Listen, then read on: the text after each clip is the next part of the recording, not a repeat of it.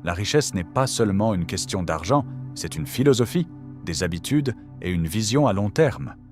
La pauvreté est rarement juste un problème d'argent, c'est un problème de mentalité enveloppée dans des habitudes, renforcées par des années d'excuses. Vous pouvez tout prendre à un penseur riche et il trouvera un moyen de tout récupérer. Mais donnez une fortune à un penseur pauvre et elle s'évanouira comme de la fumée par jour de grands vents. Pourquoi ? Parce que l'argent ne reste pas là où il n'est pas respecté, et la pauvreté ne quitte pas les endroits où elle se sent chez elle. La bonne nouvelle ? Ce qui est appris peut être désappris, ce qui est brisé peut être reconstruit. Voyez-vous, la grande tragédie n'est pas que les gens commencent pauvres, c'est ainsi que la plupart d'entre nous débutent. La tragédie est quand ils y restent, génération après génération, parce que personne ne leur a jamais enseigné que la première monnaie n'est pas l'euro, mais la discipline. La seconde est la conscience, et la troisième, la responsabilité. Ne me comprenez pas mal, il existe de réels obstacles dans le monde, mais il y a une chose pire que d'avoir des obstacles. Les blâmer. Le moment où vous laissez la décision de quelqu'un d'autre déterminer votre destin, vous avez rendu les clés de votre avenir, et c'est pourquoi le cycle se répète. Aujourd'hui, je veux vous parler non seulement de pourquoi les personnes pauvres restent pauvres, mais comment vous pouvez y remédier. Pas avec de la magie, pas avec un miracle, mais avec une mentalité, des habitudes et des choix.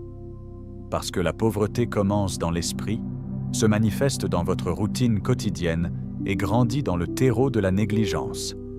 Corrigez la pensée et les finances suivront. Commençons. Laissez-moi vous dire quelque chose que j'ai appris il y a longtemps. Si vous n'avez pas de vision pour votre vie, je vous promets que vous vivez déjà dans celle de quelqu'un d'autre. Et la plupart du temps, les personnes pour qui vous finissez par travailler en avaient une. Ils l'ont écrite, ils l'ont construite brique par brique, jour après jour, pensée après pensée. La grande tragédie est que la plupart des gens dérivent. Ils se réveillent chaque matin, non pas pour construire, mais pour réagir. Non pas pour avancer, mais pour survivre. C'est le poison silencieux de la pauvreté. Pas de plan, pas d'image, pas de chemin. La vision n'est pas seulement de voir l'avenir, c'est de le créer.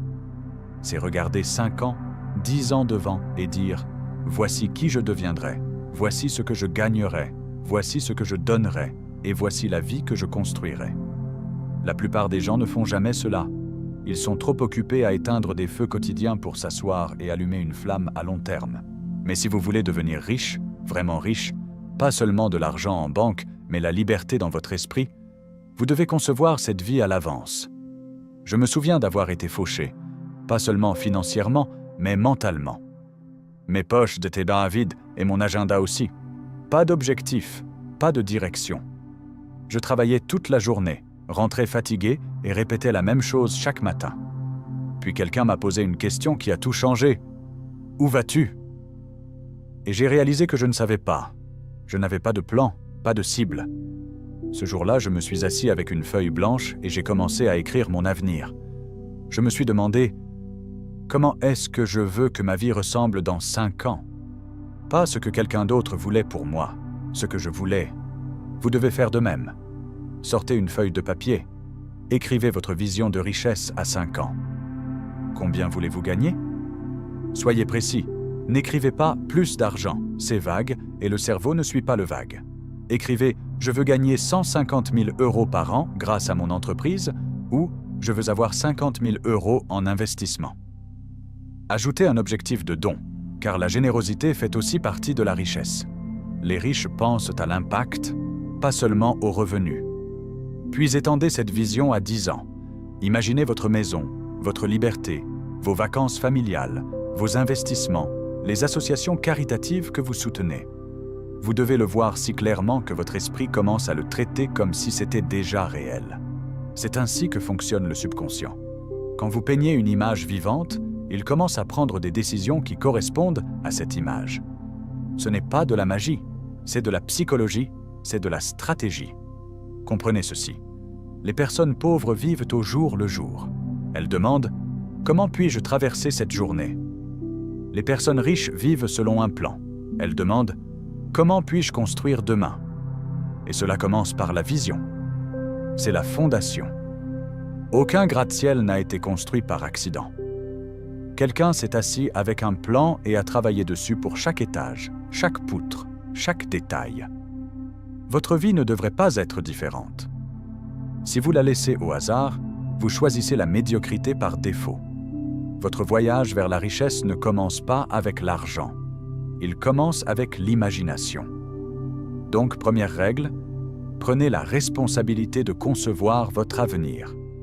Ne le laissez pas à l'économie, votre patron ou votre passé. Prenez le stylo, créez un plan à 5 ans, créez un plan à 10 ans, revisitez-le chaque mois. Cette vision devient votre boussole, et une fois que vous commencez à marcher dans la direction de vos rêves avec clarté et détermination, la vie commence à s'aligner en votre faveur. C'est le début de la construction d'une véritable richesse, l'avoir avant de l'avoir. La plupart des gens ne font pas faillite parce qu'ils ne gagnent pas assez. Ils font faillite parce qu'ils dépensent plus qu'ils ne gagnent. Et je vais vous dire quelque chose que j'ai appris au fil des ans. Gagner de l'argent n'est que la moitié de l'équation. Le conserver, le faire croître et l'utiliser judicieusement, c'est là que réside la différence. La tragédie est que tant de personnes sont prises au piège de vouloir paraître riches avant de le devenir réellement. Elles dépensent de l'argent qu'elles n'ont pas pour impressionner des gens qu'elles ne connaissent même pas, puis se demandent pourquoi leur compte bancaire ressemble à un seau percé. Soyons honnêtes, les dépenses excessives sont un tueur silencieux. Ça ne crie pas, ça murmure. Ça se manifeste dans les petites choses, un abonnement streaming oublié, ce 3e café de la journée, manger au restaurant 5 fois par semaine au lieu d'une fois. Aucune de ces choses ne semble mortelle en soi, mais elles vous saignent avec le temps. La mort financière ne vient pas toujours avec fracas, elle vient goutte à goutte, mois après mois, année après année. Et puis soudain, vous êtes fauché, fatigué, et vous vous demandez où tout l'argent est passé. Il n'a pas disparu, il a fui. Laissez-moi partager une philosophie simple qui a tout changé pour moi. Vivez avec 70% de ce que vous gagnez. Juste 70%, c'est le chiffre magique. Les 30% restants, répartissez-les judicieusement. Épargnez 10%, investissez 10% et donnez 10%. Oui, donnez, car la générosité façonne votre cœur et un cœur généreux prend de meilleures décisions financières. Je n'ai jamais rencontré une personne avare avec une richesse durable. Une richesse sans but devient un fardeau, pas une bénédiction. Quand j'ai commencé à pratiquer cette règle, je ne gagnais pas beaucoup et, croyez-moi, c'était difficile. Mais je suivais chaque euro. J'ai créé un budget de base, rien de fantaisiste. Juste une simple feuille où chaque dépense avait un nom et une place. Mon carnet est devenu mon plan. Je ne devinais pas où allait mon argent, je lui disais où aller. Je surveillais mes revenus comme un faucon et je bouchais chaque trou. Vous seriez étonné de la liberté qui vient quand vous savez où votre argent dort la nuit. Un budget n'est pas une question de restriction, c'est une question d'intention. Il ne s'agit pas de dire non à tout, mais de dire oui aux bonnes choses. Et voici ce que je sais. Quand vous arrêtez de laisser votre argent vous contrôler et que vous commencez à lui dire quoi faire, vous passez de la survie à la construction. La plupart des gens n'ont pas un problème d'argent, ils ont un problème de prise de décision. Ils ne sont pas fauchés, ils manquent de discipline. Et laissez-moi vous dire, si vous ne pouvez pas gérer 1 000 euros, vous ne gérerez pas 10 000 euros. Et si vous ne pouvez pas gérer 10 000 euros, vous épuiserez 100 000 euros plus vite que vous ne pouvez cligner des yeux. La richesse amplifie vos habitudes. Si vos dépenses sont hors de contrôle maintenant, plus d'argent ne résoudra pas le problème. Cela ne fera qu'accélérer les dégâts. C'est pourquoi la règle 70 sur 10 sur 10 sur 10 est un système de construction de richesse déguisé en simplicité. Alors voici la solution. Suivez chaque euro, créez un plan pour chaque paie, dépensez avec intention et non sous pression.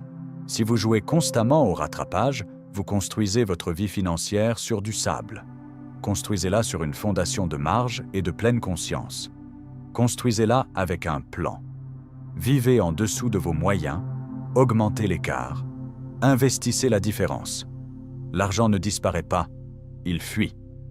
Et c'est vous qui tenez le seau. Réparez-le et regardez votre richesse commencer à s'élever. L'une des plus grandes erreurs que je vois les gens faire, surtout ceux qui sont pris dans un cycle de difficultés financières, c'est qu'ils arrêtent d'apprendre dès qu'ils sortent de l'école, comme si un diplôme marquait en quelque sorte la fin de la croissance. Mais laissez-moi vous demander, votre revenu a-t-il déjà dépassé votre développement personnel? Pour la plupart des gens, la réponse est non, car le revenu ne croît pas dans le vide. Il croît en proportion de qui vous devenez. C'est une vérité que trop de gens ignorent. Ils pensent « j'ai un emploi, je pointe à l'entrée, je pointe à la sortie, et cela devrait suffire ». Mais les emplois vous paient pour ce que vous faites. La vraie richesse vous paie pour qui vous devenez. Et qui vous devenez est façonné par ce que vous apprenez constamment. Quand j'ai commencé, je n'étais pas seulement fauché financièrement, j'étais fauché mentalement.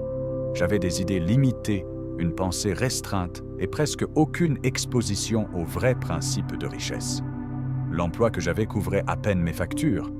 Je n'oublierai jamais le jour où quelqu'un m'a tendu un livre sur l'éducation financière et m'a dit « Lis ceci, ça pourrait changer ta façon de penser ». J'étais sceptique, mais je l'ai lu quand même.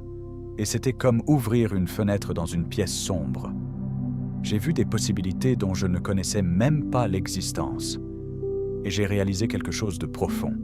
Les personnes pauvres restent pauvres, non pas parce qu'elles manquent d'argent, mais parce qu'elles cessent d'investir dans le seul actif qui multiplie tout le reste, elles-mêmes. Comprenons bien ceci.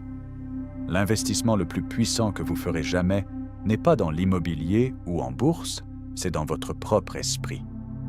Livres, séminaires, cours en ligne, mentorat, ce ne sont pas des luxes, ce sont des essentiels. Et ils ne nécessitent pas que vous soyez riche pour commencer. Tout ce qu'ils requièrent, c'est une faim de grandir. Le moment où j'ai commencé à nourrir mon esprit, mon compte bancaire a commencé à rattraper son retard. Cela ne s'est pas produit du jour au lendemain, mais cela s'est produit régulièrement, car la richesse suit la sagesse, pas les souhaits. Et voici ce que je sais. Votre valeur sur le marché reflètera toujours la valeur que vous accordez à votre propre développement. Vous voulez gagner plus? Devenez plus. Apprenez à mieux communiquer, apprenez à vendre, apprenez à penser de manière critique, apprenez à gérer votre temps, apprenez à diriger, apprenez à investir. J'ai vu des concierges devenir entrepreneurs, des ouvriers d'usine devenir millionnaires, non pas parce qu'ils avaient une longueur d'avance, mais parce qu'ils ont développé les compétences, la mentalité et les habitudes de quelqu'un qui pouvait construire et gérer la richesse. Et savez-vous ce qui sépare les riches des pauvres dans la plupart des cas? Ce n'est pas le talent, ce n'est pas la chance, c'est la discipline quotidienne. En particulier la discipline d'apprendre quand personne ne regarde. Vous pensez que les riches arrêtent de lire des livres une fois qu'ils ont atteint le succès? Non, ils redoublent d'efforts. Ils s'entourent de mentors, ils assistent à des séminaires, ils étudient, ils posent des questions, car le moment où vous arrêtez d'apprendre, vous commencez à rétrécir. Et vous ne pouvez pas augmenter vos revenus si votre pensée rétrécit. Le problème, c'est que la pensée pauvre dit « Je n'ai pas le temps de lire ». La pensée riche dit « Je n'ai pas le temps de ne pas lire ». La pensée pauvre dit « Je sais déjà assez ». La pensée riche dit « Que puis-je encore apprendre ?» C'est une différence de posture. L'une est fermée, l'autre est curieuse. Et la curiosité est le moteur de la croissance. Donc, si vous voulez devenir riche, pas seulement financièrement, mais riche en options, en liberté et en paix, vous devez faire du développement personnel une non négociable. Lisez 10 pages par jour, écoutez des podcasts en conduisant, assistez à un séminaire chaque trimestre. Trouvez quelqu'un qui a 10 pas d'avance sur vous et apprenez de ses erreurs. Faites attention, prenez des notes, posez de meilleures questions, car la qualité de votre apprentissage dictera toujours la qualité de vos gains. Si votre compte bancaire est plat, le premier endroit à vérifier n'est pas votre emploi, mais votre courbe de croissance. Devenez-vous quelqu'un qui vaut plus? Sinon, commencez aujourd'hui. Nourrissez votre esprit, développez vos compétences, élevez votre pensée et regardez votre richesse s'élever pour rencontrer la nouvelle version de vous. La peur est l'un des plus grands voleurs d'opportunités. Et quand il s'agit d'argent, elle vole plus que des euros. Elle prive les gens de la chance de grandir, de s'étendre, de s'élever au-delà des limites qu'ils ont silencieusement acceptées. Voyez-vous, la plupart des gens ne restent pas fauchés parce qu'ils sont paresseux ou incapables. Ils restent fauchés parce qu'ils craignent le risque plus qu'ils ne désirent le succès. Ils ne craignent pas la douleur de rester petits, Ce qu'ils craignent, c'est l'inconfort du changement. Et cette peur devient leur plafond. Laissez-moi vous dire ce que j'ai appris. Toute croissance nécessite un peu de risque. Elle nécessite de s'étirer. Elle nécessite de s'aventurer sur un territoire inconnu. Et oui, parfois vous tomberez à plat. Mais voici la vérité. Rester dans votre zone de confort garantit une chose. Vous ne la dépasserez jamais. Vous ne pouvez pas vous faufiler sur la pointe des pieds vers une vie riche. À un moment donné, vous devez faire un pas qui vous effraie. Quand j'ai été introduit pour la première fois au monde du développement personnel et de l'investissement, j'avais peur. Peur de perdre de l'argent. Peur d'avoir l'air idiot. Peur de ne pas être assez intelligent pour comprendre comment tout cela fonctionnait. Mais je vais vous dire ce qui a transformé cette peur en carburant. J'ai commencé petit. C'est la clé. Vous n'avez pas à risquer toute votre paix. Vous avez juste besoin d'entrer dans le jeu.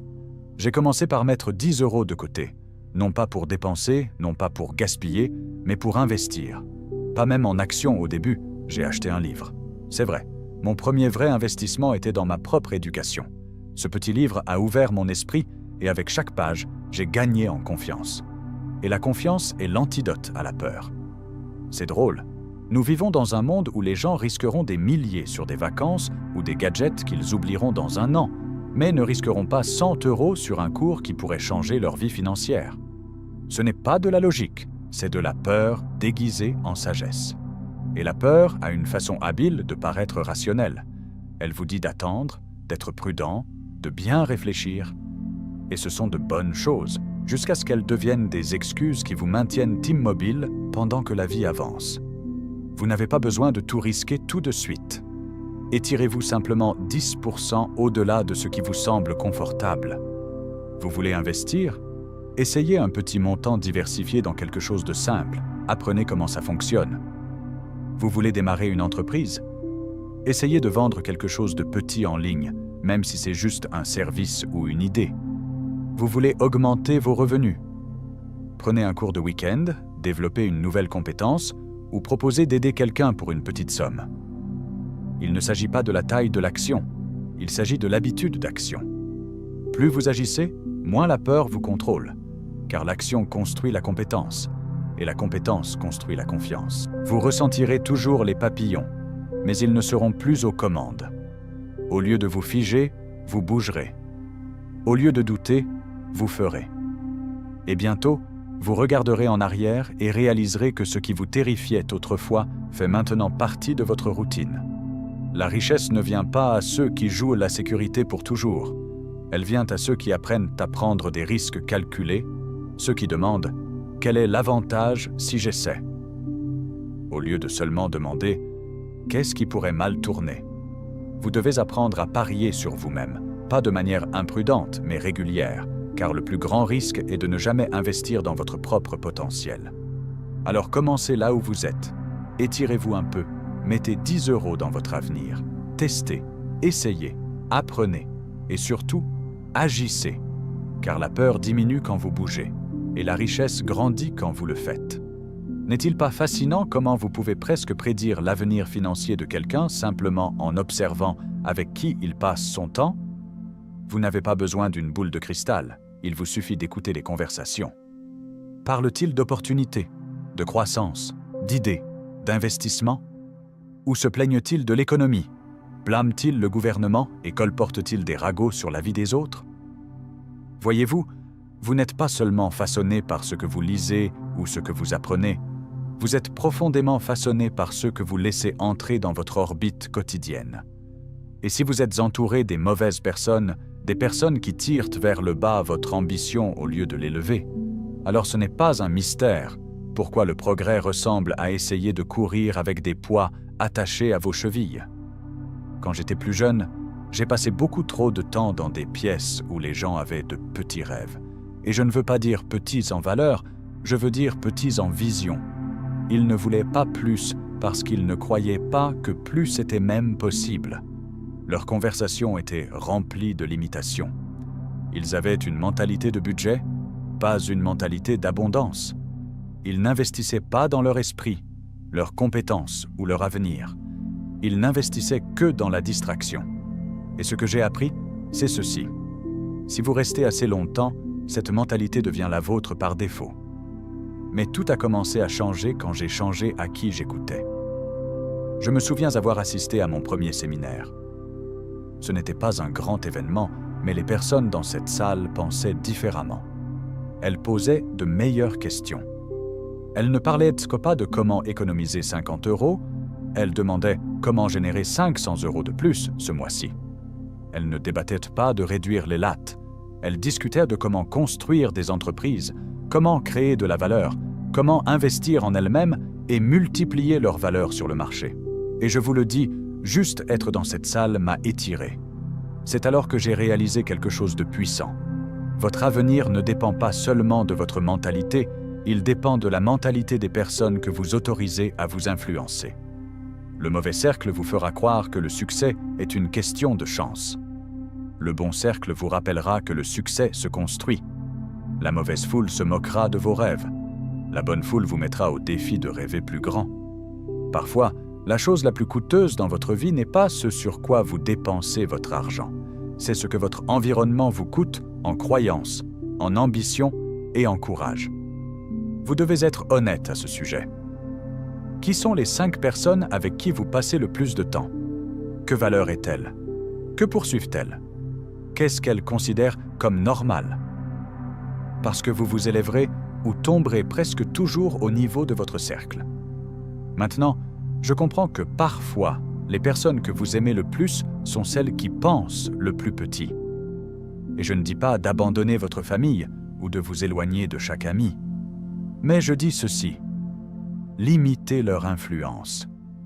Vous n'avez pas à couper tout le monde. Vous devez juste vous assurer que votre cercle intime est rempli de personnes qui parlent en termes de croissance et non de manque, de personnes qui demandent comment et pas seulement pourquoi, de personnes qui vous mettent au défi de vous élever et non de rester bloqué.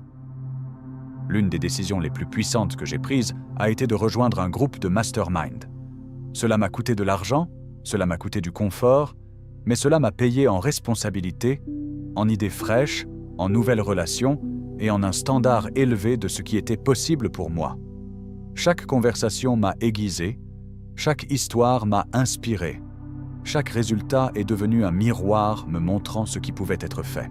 Alors si vous vous sentez bloqué, vérifiez votre cercle, auditez vos influences. Et si vous ne pouvez pas trouver localement des personnes qui pensent plus grand, prenez un livre. Le mentorat peut venir des pages d'un grand penseur. Connectez-vous à un groupe en ligne. Écoutez un podcast de quelqu'un qui a 5 ans d'avance sur vous. Vous n'avez pas besoin de mentor parfait, vous avez juste besoin de meilleures voix dans votre tête. Si vous améliorez votre environnement, votre vie commencera à refléter cette amélioration. Car lorsque vous vous entourez de richesse en mentalité, vous vous donnez la permission de grandir vers la richesse en réalité. La plupart des gens s'arrêtent au premier flux de revenus, et c'est le piège. Une paix, une source, une dépendance. Cela peut suffire pour survivre, mais ce n'est pas ainsi que la richesse se construit. Voyez-vous, si tout votre oxygène financier vient d'un seul endroit, que se passe-t-il quand ce flux se tarit? Vous n'êtes pas juste fauché, vous êtes à bout de souffle. Je ne suis pas contre les emplois. Un bon emploi peut être un merveilleux point de départ, mais il ne devrait jamais être la destination finale. Le moment où vous vous fiez à un seul flux, vous avez mis un plafond à votre potentiel et un verrou sur votre liberté financière. La richesse ne se construit pas sur l'accumulation seule, elle se construit sur la multiplication. Non pas en empilant plus d'heures dans la même paix, mais en utilisant votre temps et vos compétences pour ouvrir de nouvelles portes de revenus. Vous avez plus en vous qu'un seul titre ou un seul rôle. Vous avez des atouts cachés, vos connaissances, vos compétences, votre expérience, votre histoire. Et le monde paie généreusement les personnes qui savent comment emballer la valeur et la livrer encore et encore sous différentes formes. Je me souviens de travailler à mon premier emploi, pensant que si je travaillais juste plus dur, plus longtemps, plus vite, je percerais. Mais j'étais encore coincé dans la mentalité du flux unique. Ce n'est que lorsque quelqu'un m'a demandé « Qu'est-ce que tu peux offrir d'autre au marché à part tes heures ?» que quelque chose a fait clic. J'ai commencé à enseigner ce que je savais. J'ai commencé à créer du matériel. j'ai commencé à aider les gens à résoudre des problèmes. Et lentement, ces petits efforts sont devenus des revenus secondaires, et ces revenus secondaires sont devenus des entreprises. Pas du jour au lendemain, mais avec le temps, parce que j'ai refusé de laisser une seule paix être mon seul plan. Alors, comment commencer? Vous n'avez pas besoin d'une idée à 1 million d'euros, vous avez juste besoin de regarder ce que vous savez déjà. Êtes-vous bon avec les chiffres? Vous pouvez donner des cours. Avez-vous de l'expérience en vente? Apprenez à quelqu'un d'autre comment vendre. Savez-vous cuisiner, écrire, organiser, réparer, coacher ou encourager? Quelqu'un quelque part a exactement besoin de ça. Le marché ne vous paie pas pour l'effort, il vous paie pour résoudre des problèmes. Alors la vraie question est, quels problèmes résolvez-vous en dehors de votre travail? Les soirées et les week-ends deviennent vos armes secrètes, pas seulement pour le repos, mais pour la réinvention. Vous n'avez pas besoin de quitter votre emploi pour construire un autre flux de revenus. Vous avez juste besoin d'arrêter de gaspiller vos heures libres. Au lieu de 3 heures de télévision, essayez 3 heures de création. Écrivez quelque chose. Commencez quelque chose. Proposez quelque chose. L'objectif n'est pas d'être occupé. L'objectif est d'être productif dans plus d'une voie. Vous pourriez dire « mais je suis fatigué après le travail ». Je comprends, mais qu'est-ce qui est plus fatigant? Travailler 40 ans pour un revenu qui suffit à peine, ou vous poussez pendant quelques mois pour construire un second flux qui pourrait vous libérer de cette routine. L'un sacrifie le confort pour un moment, l'autre sacrifie la liberté pour toujours. Et je vous le dis, une fois que vous voyez ce second flux arriver, peu importe sa taille, cela change toute votre mentalité. Vous arrêtez de vous sentir comme un prisonnier de la paix. Vous commencez à vous sentir comme un producteur sur le marché. Et voici la belle partie. Quand vous multipliez les flux, vous multipliez la résilience. Un flux se tarit, vous en avez un autre qui coule. Une saison ralentit, vous pivotez, vous ajustez, vous continuez. Les personnes riches ne comptent pas sur la chance, elles comptent sur des systèmes. Et l'un de ces systèmes est constitué de multiples flux de revenus qui coulent même pendant leur sommeil. Donc, si vous voulez entrer dans la force financière, ne travaillez pas juste plus dur, travaillez plus intelligemment. Construisez quelque chose en dehors de votre emploi, multipliez ce que vous savez, diversifiez comment vous gagnez et ne permettez plus jamais à une seule paix de définir tout votre avenir financier. J'ai souvent dit que la discipline est le fondement de tout succès, et nulle part ce n'est plus vrai que dans le domaine de l'argent. Vous pouvez avoir de grands rêves, de forts désirs, même un revenu important, mais si vous manquez de discipline, tout glisse entre vos doigts. Le problème n'est pas que les gens ne gagnent pas d'argent, c'est qu'ils ne le gèrent pas. Les dépenses impulsives, les achats émotionnels, oublier où l'argent est allé, ces choses ne sont pas juste de mauvaises habitudes, ce sont des voleurs silencieux. Et ces voleurs ne prennent pas tout d'un coup, ils prennent peu à peu, jour après jour, jusqu'au jour où vous regardez autour de vous et vous demandez où tout le potentiel est parti. La discipline financière n'est pas une question de privation, c'est une question de direction. Il ne s'agit pas de dire non à tout, il s'agit de dire oui aux bonnes choses. La plupart des gens dépensent émotionnellement et épargnent occasionnellement. Les riches font l'inverse. Ils dépensent avec intention et épargnent avec un plan. Si vous voulez corriger vos finances, n'attendez pas plus d'argent, construisez plus de structures, car sans système, même une fortune est gaspillée. Mais avec un système, même un revenu modeste commence à se multiplier. Laissez-moi vous dire ce qui a changé les choses pour moi. J'ai décidé de traiter l'argent avec le même respect que je traitais mon temps. J'ai établi une règle, suivre chaque euro, pas seulement les gros, les petits aussi. Car la façon dont vous gérez 1 euro est la façon dont vous gérerez 10 000 euros. J'ai établi des habitudes financières, tout comme des habitudes de gym ou des routines matinales. Chaque dimanche soir, je m'asseyais avec mon journal, je regardais ce qui était entré, ce qui était sorti, et je posais une simple question. Est-ce que je me suis rapproché de mes objectifs ou est-ce que je m'en suis éloigné? Voyez-vous, on ne dérive pas vers la richesse, on dérive vers la dette. La richesse nécessite un pilotage, et le pilotage nécessite un tableau de bord. C'est pourquoi j'ai commencé à utiliser des tableaux blancs et des trackers simples, non pas parce que c'est sophistiqué, mais parce que c'est visible. Quand vos objectifs sont sur le mur, votre comportement commence à s'aligner. Il est difficile de dépenser imprudemment quand votre liberté vous regarde en face chaque matin. Et voici un point clé. L'automatisation aide la discipline. Je ne voulais pas compter sur la volonté pour économiser de l'argent. Alors j'ai mis en place des virements automatiques. 10% vont directement à l'épargne avant même que je ne les voie. 10% vont dans les investissements. Ce qui reste, je vis avec. Cette seule décision a supprimé la friction et a rendu la discipline plus facile. Elle a transformé mes objectifs en défauts. La plupart des gens essaient d'épargner après avoir dépensé. Ça ne fonctionne jamais. L'astuce est d'inverser l'ordre. Épargner d'abord, dépenser ce qui reste. Un autre changement est venu quand j'ai arrêté de dépenser basé sur les émotions. J'ai appris à faire une pause, à me demander « Est-ce que cet achat nourrit mon avenir ou le vole ?» Cette petite question m'a économisé des milliers. Le high émotionnel de l'achat s'estompe rapidement, mais la paix du progrès, elle, reste. J'ai choisi la paix. Et je vous dirai ceci. Les rituels battent la motivation à chaque fois. La motivation est un sentiment qui va et vient, mais les rituels sont des ancres. Si vous fixez un moment chaque semaine pour revoir vos objectifs, suivre vos habitudes, prendre des décisions financières, vous n'aurez pas besoin d'inspiration, vous aurez du rythme. Et ce rythme construit l'élan. La richesse n'est que l'élan appliqué à l'argent au fil du temps. Vous la construisez de la même façon que vous construisez du muscle, répétition, résistance, routine.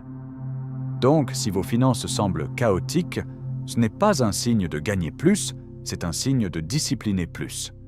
Établissez votre bilan financier hebdomadaire, automatisez votre épargne, utilisez des rappels visuels, suivez vos habitudes, remplacez l'émotion par l'intention. Avec le temps, les petites disciplines se composent en grands résultats. C'est la vraie magie de la richesse, pas dans les grandes victoires, mais dans les constantes. Parlons maintenant de l'un des changements les plus puissants que vous ferez jamais dans votre vie financière. Passer du blâme à la propriété. C'est subtil, mais c'est un tournant.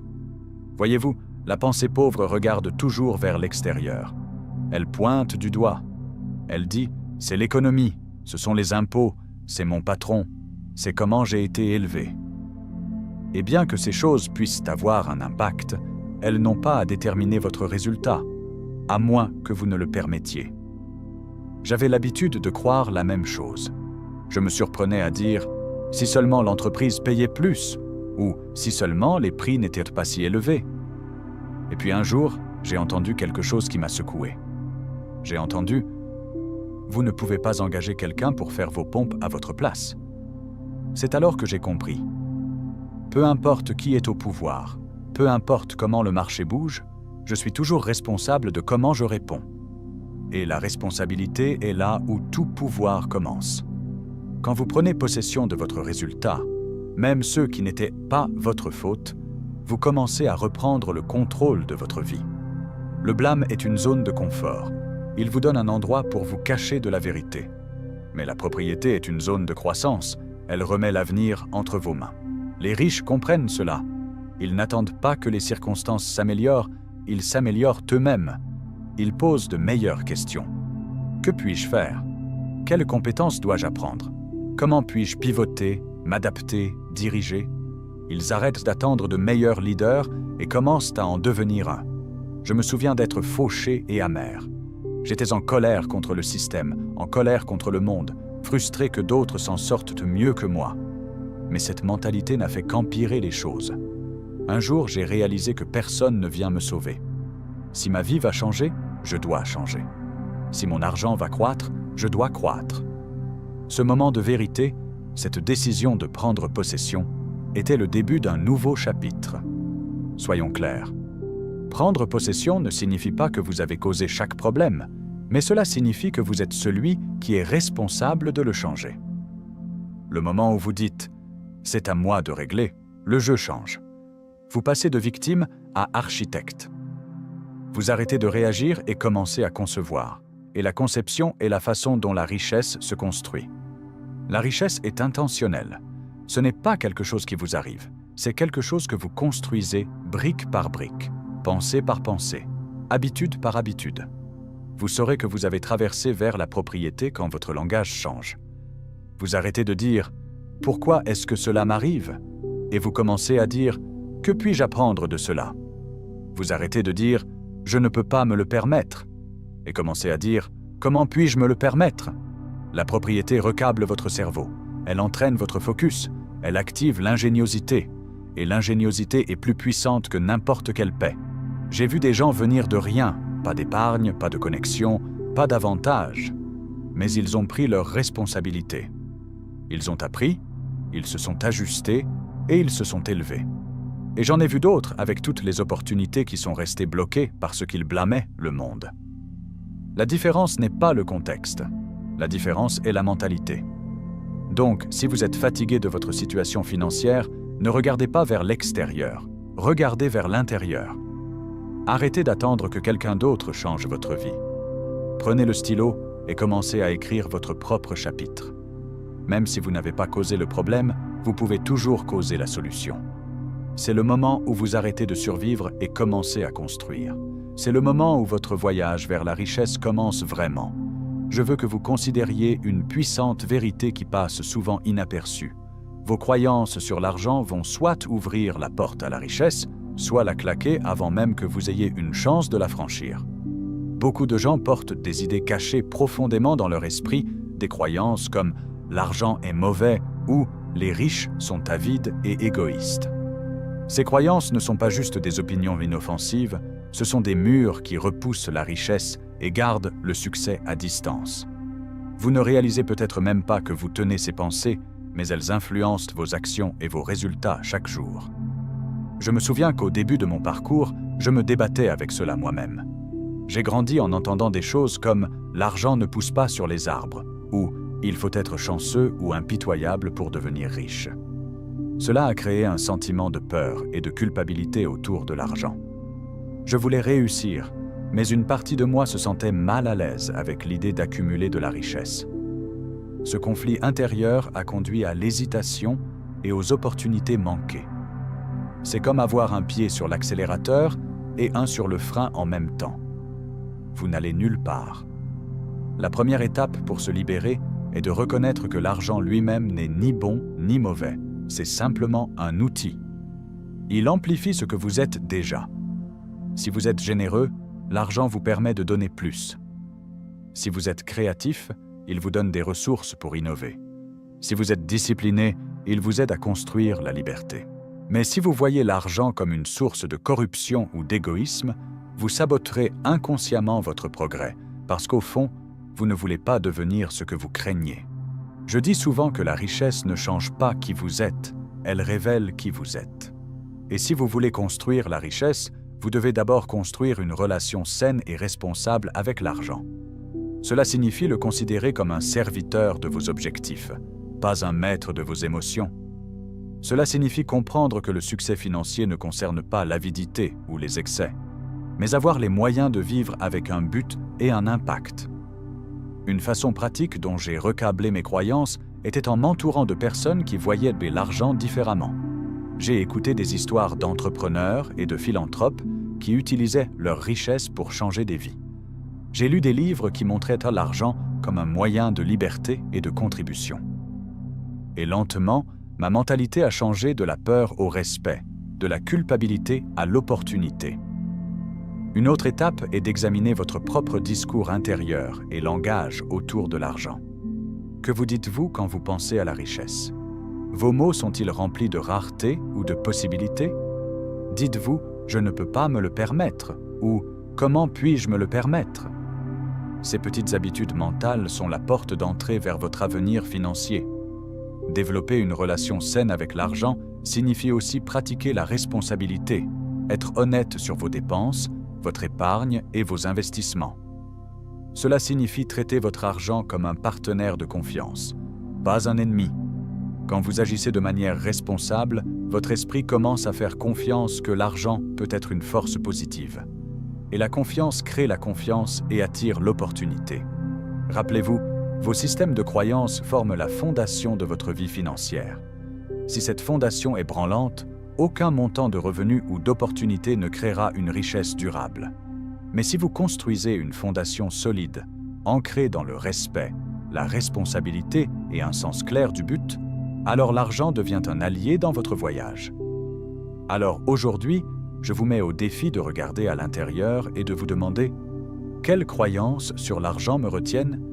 Quelles histoires ai-je acceptées comme vérités qui ne me servent plus ? Et quelles nouvelles croyances habilitantes puis-je adopter pour accueillir la richesse dans ma vie ?» Parce que le moment où vous changez votre pensée, vous changez votre trajectoire. Et c'est le secret pour construire une richesse qui dure. Alors que nous arrivons à la fin de ce voyage ensemble, je veux que vous vous accrochiez à cette vérité. La richesse n'est pas un trésor mystérieux caché pour quelques chanceux. C'est un chemin, un ensemble d'habitudes et, plus important encore, une mentalité que quiconque prête à s'engager. Lisez des livres qui vous défient et vous inspirent. Journalisez vos pensées, vos rêves et vos peurs. La visualisation n'est pas juste un mot à la mode, c'est un outil puissant pour aligner votre subconscient avec vos objectifs. Quand vous vous voyez riche, compétent et en contrôle, votre cerveau commence à travailler en coulisses pour transformer cette vision en réalité. Vos pensées créent de vos actions, et vos actions créent de votre vie financière. Une fois que votre mentalité est préparée, fixez des objectifs financiers clairs et mesurables. Ces objectifs sont votre feuille de route. Commencez petite avec une cible de 90 jours, peut-être pour économiser un certain montant, réduire la dette ou générer un revenu supplémentaire. Puis étendez votre vision à 1 an, puis à 5 ans. Soyez spécifique. L'ambiguïté est l'ennemi du succès.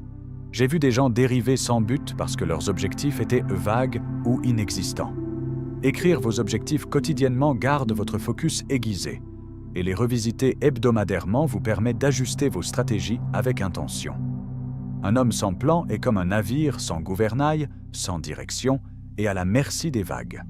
Suivre chaque euro qui entre et sort est une discipline que beaucoup négligent, mais qui est absolument critique. Votre revenu, vos dépenses, votre épargne et vos dettes devraient tous vous être visibles. Je conseille toujours aux gens de traiter leurs finances comme une entreprise. Si vous ne savez pas où va votre argent, vous ne pouvez pas le contrôler. Gardez des registres simples, un carnet, une application ou des feuilles de calcul. Quand vous suivez diligemment, vous commencerez à voir des schémas. Peut-être dépensez-vous trop en restaurant ou n'économisez-vous pas assez. La conscience est la première étape vers le changement. Avec la conscience vient le besoin d'un budget, et pas n'importe quel budget, un budget auquel vous pouvez réellement vous tenir. Un cadre utile est la règle 70 pour 10 pour 10 pour 10 pour 10. 70% de votre revenu couvre vos dépenses de vie, 10% va à l'épargne, 10% à la réduction de dettes ou aux investissements, et les 10% derniers sont pour donner. Cette division simple aide à équilibrer vos besoins présents avec vos objectifs futurs et la générosité de votre cœur. C'est une formule ancrée dans la sagesse et l'équité, vous enseignant à bien vivre aujourd'hui, mais aussi à sécuriser demain. Augmenter votre valeur sur le marché est non négociable si vous voulez que votre revenu croisse. Ne poursuivez pas l'argent aveuglément, poursuivez les compétences. Les compétences sont la monnaie de la valeur dans l'économie d'aujourd'hui, que ce soit apprendre la vente, le leadership, le marketing digital ou l'éducation financière. Investissez en vous-même sans relâche. Je parle d'expérience. Au début de ma carrière, j'ai saisi chaque opportunité d'apprendre, de grandir et de devenir indispensable. À mesure que votre valeur grandit, votre revenu aussi, car le marché récompense ceux qui résolvent des problèmes et créent des opportunités.